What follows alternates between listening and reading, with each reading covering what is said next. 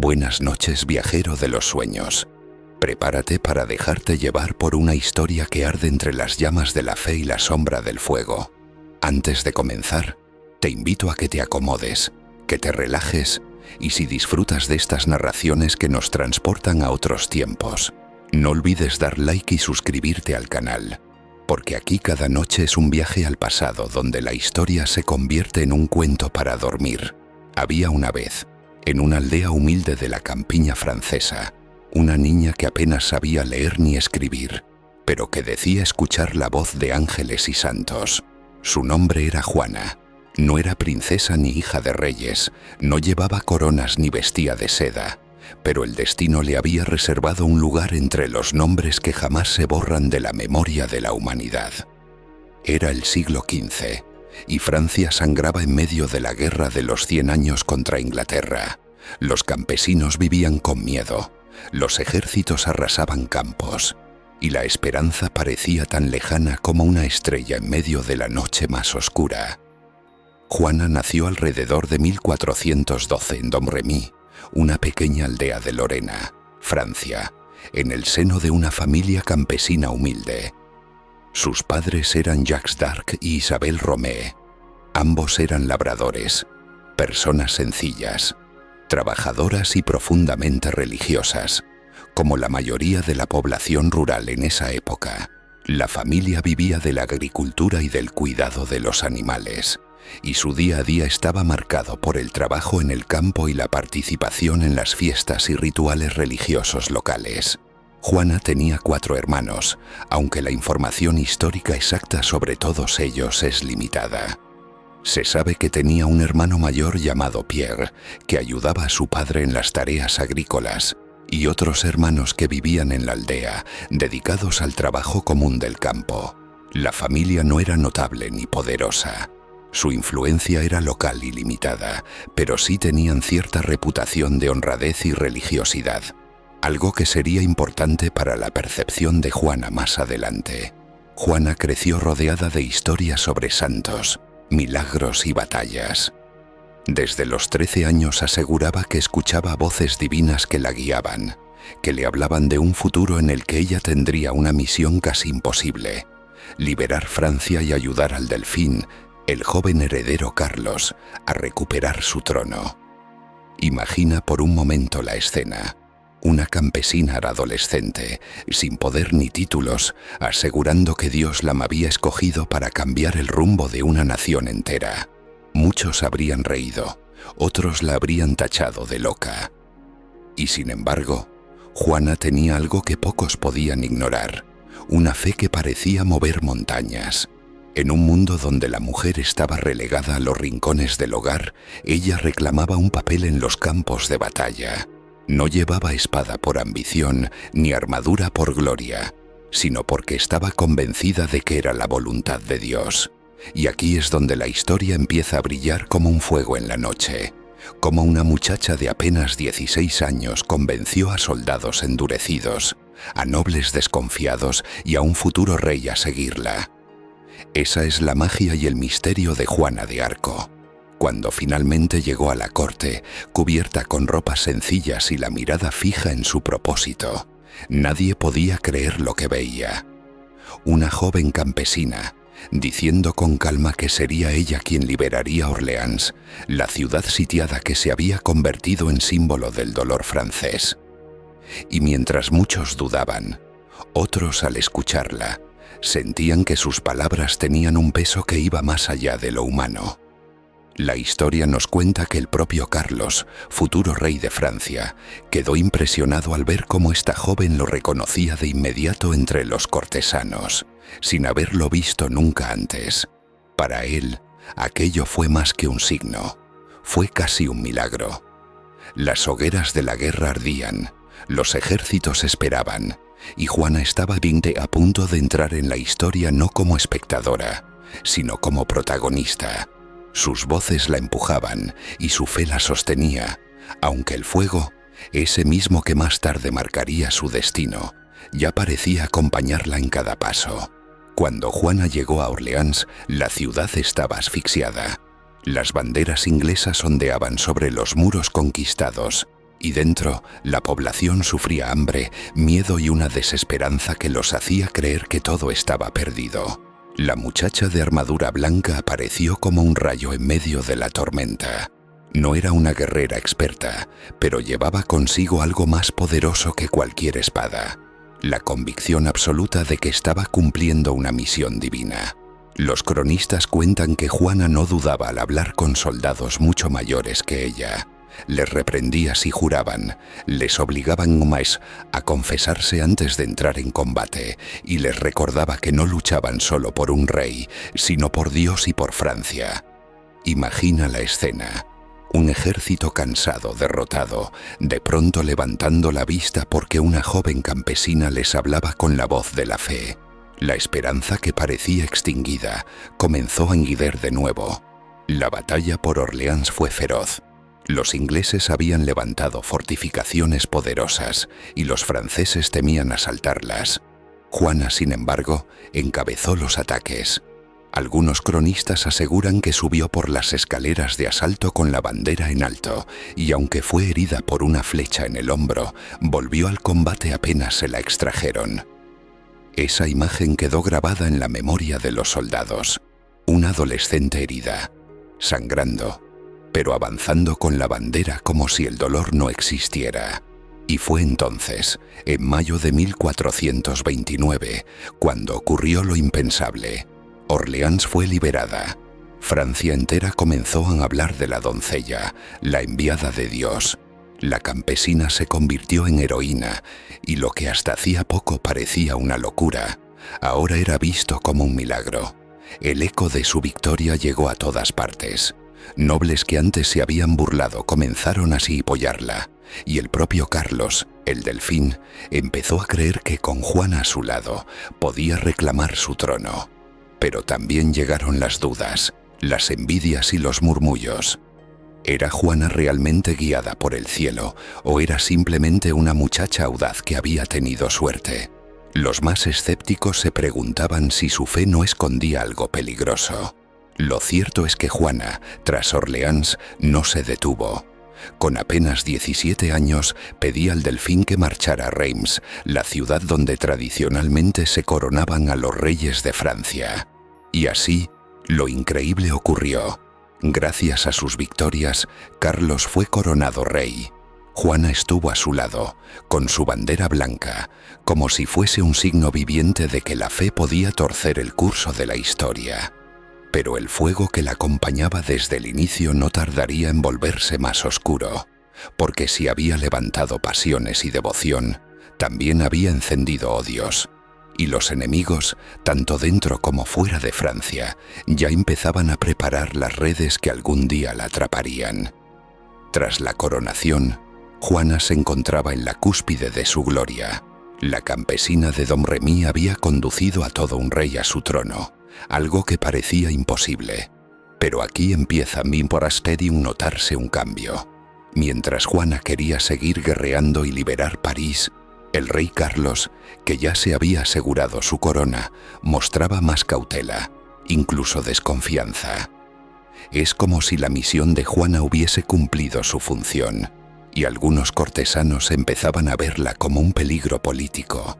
Una joven que con su influencia podía llegar demasiado lejos. Ella, sin embargo, no se rendía. Con el mismo ardor con el que había marchado sobre Orleans, quiso tomar París. En septiembre de 1429 participó en un asalto contra la ciudad, pero esta vez no hubo milagro. Juana fue herida en la pierna por una flecha y el ataque fracasó. Aquella derrota fue un golpe para su reputación, y muchos comenzaron a preguntarse si la doncella realmente tenía la protección divina que proclamaba. Aún así, no se detuvo. Volvió al campo de batalla en distintas campañas, siempre con su estandarte blanco, siempre en primera línea. No era una estratega militar en el sentido estricto, pero su presencia inspiraba eso a los soldados como si fuera un talismán viviente.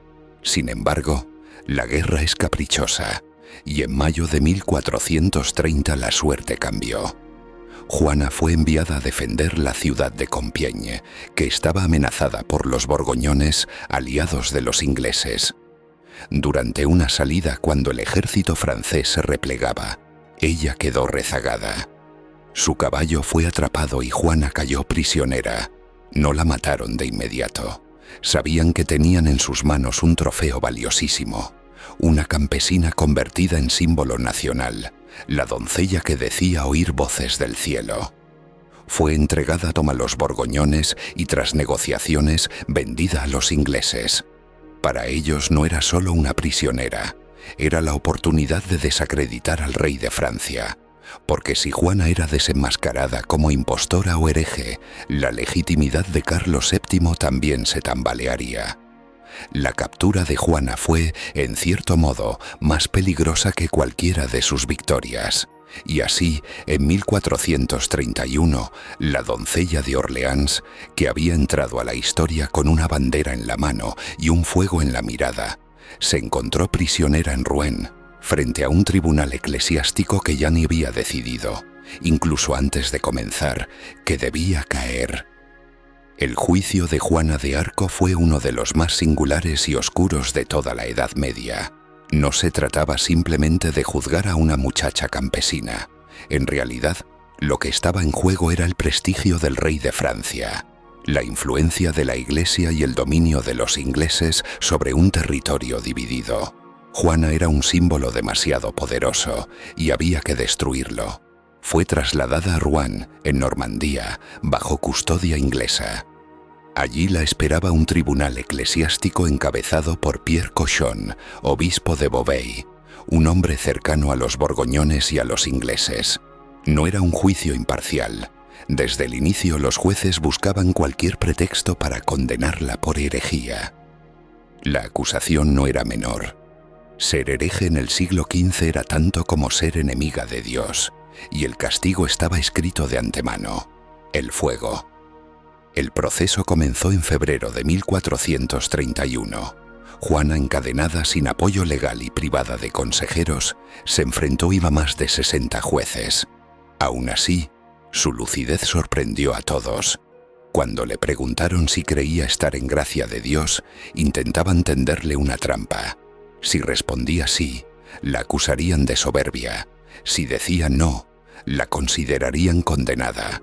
Pero Juana, con apenas 19 años, respondió con una inteligencia que desconcertó al tribunal. Si no lo estoy, que Dios me ponga en ella. Y si lo estoy, que Dios me guarde en ella. Una contestación tan perfecta que los cronistas dicen que dejó a los jueces sin palabras. Durante las sesiones insistieron en que sus voces eran engaños del diablo. Juana, sin embargo, nunca dudó. Aseguraba que había sido guiada por San Miguel y por las santas Catalina y Margarita. Les habló de cómo esas voces la habían fortalecido en los momentos más difíciles, cómo le habían dado valor para enfrentar ejércitos y soportar heridas. Los jueces veían en esas afirmaciones una amenaza. Si el pueblo seguía creyendo en su santidad, Carlos VII tendría aún más legitimidad como rey. La presión fue aumentando. La vistieron con ropas masculinas, algo que en aquel tiempo se consideraba escandaloso, y lo usaron como argumento para acusarla de ir contra la ley divina. Pero Juana sabía que la vestimenta no era un pecado. La llevaba porque así podía protegerse mejor entre los soldados, evitando abusos y manteniendo su decoro. Era en realidad un signo de su inteligencia práctica, no de rebeldía contra la fe. Los días pasaban y los jueces insistían, repreguntaban, intentaban confundirla. Sin embargo, Juana respondía con firmeza, sin perder la calma. Era como si, en cada palabra, ella supiera que no solo se estaba defendiendo a sí misma, sino también a la idea de que una mujer, incluso campesina, podía ser instrumento de lo divino. La situación alcanzó un punto crítico cuando los jueces le mostraron los instrumentos de tortura. Querían quebrar su espíritu con el miedo, pero ella respondió con serenidad: «Aunque me cortéis en pedazos, nunca diré otra cosa que lo que he dicho». Ese coraje impresionó incluso a algunos de sus enemigos. Sin embargo, el tribunal ya había decidido. Las actas estaban escritas antes de que Juana pronunciara palabra. No era un juicio, era una condena disfrazada. Y finalmente, tras semanas de interrogatorios, llegó la sentencia. Herejía reincidente, idolatría y brujería. Una cadena de palabras que escondía lo que en realidad era un juicio político. En la primavera de 1431, la doncella de Orleans fue conducida hacia su destino. El fuego, que siempre la había acompañado como símbolo de luz y de batalla, ahora se convertiría en la sombra que sellaría su final. El amanecer del 30 de mayo de 1431 en Rouen no fue un amanecer cualquiera. La ciudad despertó con un silencio extraño, roto apenas por el repicar de las campanas y los pasos de los soldados que escoltaban a la joven prisionera. Juana, con apenas 19 años, fue sacada de su celda. Le habían negado toda compañía piadosa, pero ella pidió un crucifijo y lo apretó contra su pecho como si en aquel trozo de madera se concentrara toda la fuerza del cielo. La multitud se agolpaba en la plaza del Mercado Viejo. Hombres, mujeres y hasta niños habían acudido a presenciar lo que no era solo una ejecución, sino un espectáculo político. Para unos, Juana era una bruja, para otros, una santa.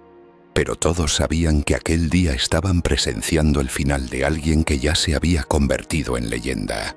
Los ingleses querían que la escena fuese pública y humillante. La subieron a un cadalso, rodeada de frailes que intentaban arrancarle una confesión final. Juana, serena, les pidió que levantaran una cruz frente a ella, para que fuera lo último que vieran sus ojos.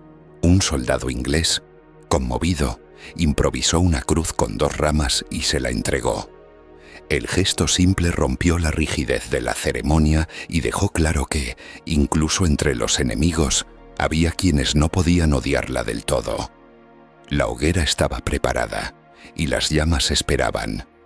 La doncella de Orleans, que había cargado contra ejércitos con su bandera en alto, que había coronado a un rey y que había desafiado a toda una estructura de poder, estaba ahora frente al fuego, y mientras el humo comenzaba a oscurecer el cielo, su voz aún se escuchaba, firme, pronunciando el nombre de Jesús una y otra vez. Pero esa no fue la última palabra sobre Juana, ni mucho menos, porque lo que ocurrió en aquella plaza no terminó con ella, sino que sembró una semilla que crecería con el tiempo, hasta transformar su figura en algo mucho más grande que la simple memoria de una guerrera. El fuego se alzó como un muro entre Juana y la multitud. El humo envolvía la plaza, pero aún así los testigos aseguraban que su voz se escuchaba por encima del crepitar de las llamas. Repetía el nombre de Cristo como un latido, como si se aferrara como él en cada segundo de dolor. Algunos soldados no pudieron soportar la escena y apartaron la mirada. Otros, endurecidos por la guerra, intentaban convencerse de que aquello era justicia y no un sacrificio injusto. Y sin embargo, algo ocurrió en ese instante que escapaba al control de jueces y verdugos. Entre los presentes se extendió un murmullo. Juana no gritaba de odio, no maldecía ni sus enemigos, solo invocaba a Dios con la fe intacta. Para el pueblo, aquello fue una revelación. Lo que debía ser un castigo ejemplar se transformaba, a los ojos de muchos, en el nacimiento de una mártir. El propio verdugo, años después, confesó que nunca había sentido tanto miedo como aquel día. Temía que las llamas se volvieran contra él, no por el fuego material, sino por el peso de lo sagrado que parecía rodear a la muchacha. Y los ingleses, que habían querido destruir un símbolo, comenzaron a darse cuenta de que lo estaban multiplicando. Cuando las cenizas se dispersaron, algunos de los presentes afirmaron haber visto en el humo la forma de una paloma blanca que se alzaba hacia el cielo. Era un detalle imposible de comprobar, pero lo cierto es que el rumor corrió como pólvora y aumentó la percepción de que Juana no había muerto como una hereje, sino como una elegida. Los que habían acudido con la curiosidad de presenciar una ejecución regresaron a sus casas con el peso de haber sido testigos de algo que no podían olvidar. Y poco a poco, la doncella que había sido condenada por herejía empezó a transformarse en la memoria del pueblo en una santa no reconocida. una figura que aún después de muerta seguía levantando pasiones y esperanzas. Décadas después de la muerte de Juana de Arco, Francia había cambiado. Carlos VII consolidó su trono, los ingleses fueron perdiendo terreno, y la guerra que había marcado la vida de Juana parecía haberse convertido en un recuerdo lejano. Sin embargo, el nombre de la doncella nunca desapareció del todo. Entre el pueblo, las historias sobre su coraje, su fe y su sacrificio continuaban contándose en susurros, en plazas y en iglesias.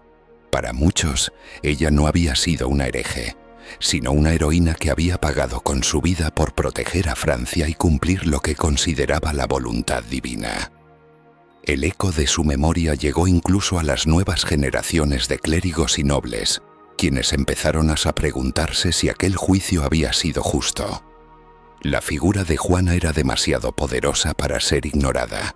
Los relatos sobre su valentía y su firmeza frente a los jueces, su capacidad de inspirar a hombres endurecidos por la guerra y la manera en que había guiado a Francia hacia victorias decisivas mostraban una verdad que contradecía la condena de la Iglesia. En 1456, más de 20 años después de su muerte, el Papa Calixto III autorizó un proceso de rehabilitación.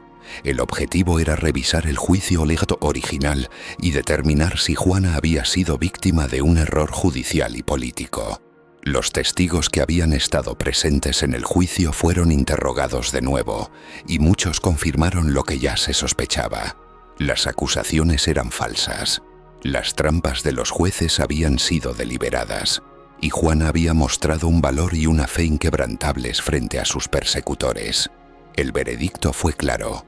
Juana de Arco fue declarada inocente de todos los cargos de herejía y brujería. Su condena había sido injusta. La Iglesia, enfrentándose a su propio pasado, reconoció que aquella joven campesina no solo había sido un instrumento de Dios, sino también víctima de intrigas políticas y humanas. Esta rehabilitación no solo limpió su nombre, sino que transformó su historia en un símbolo, el de la justicia que llega aunque tarde, el de la fe que no se quiebra ante la persecución y el de la valentía que inspira generaciones enteras. Juana pasó de ser una muchacha quemada en la hoguera a un ícono cuya memoria cruzó siglos, convirtiéndose finalmente en santa en 1920, cuando fue canonizada por el Papa Benedicto XV. Su vida, su lucha y su sacrificio se convirtieron en lecciones vivas sobre la fuerza del espíritu humano, la importancia de la fe y la necesidad de justicia, incluso cuando los poderes terrenales parecen insuperables. Juana de Arco sigue siendo recordada no solo por lo que hizo en vida, sino por cómo su historia continúa enseñándonos que la verdad y la valentía pueden superar incluso la traición y la muerte. No debemos olvidar a quienes permanecieron en la sombra. Su familia. Sus padres, Jacques e Isabel, y sus hermanos continuaron en Domremy, llevando el peso y el orgullo de su recuerdo. Fue Isabel, su madre, quien luchó con constancia para que se reconociera la inocencia de su hija, testificando y apoyando en el proceso de rehabilitación. Ese amor familiar nos recuerda que detrás de la doncella guerrera hubo una hija y una hermana, una joven campesina que nunca perdió sus raíces. Juana de Arco no fue solo la heroína que lideró ejércitos ni la mártir que enfrentó el fuego. Fue también una hija, una hermana, una joven común con una fe extraordinaria. Su historia nos enseña que la grandeza puede surgir de lo más humilde y que incluso frente a la injusticia más cruel, la verdad y la valentía pueden prevalecer. Hoy, al recordarla, sentimos que en cada uno de nosotros también arde una chispa capaz de encender grandes llamas. Y ahora, querido espectador, mientras cierras los ojos y dejas que el descanso te lleve, deja que el eco de esta historia te acompañe. Si te ha gustado este viaje, suscríbete y da like, porque aún quedan muchas más historias esperando para ser contadas.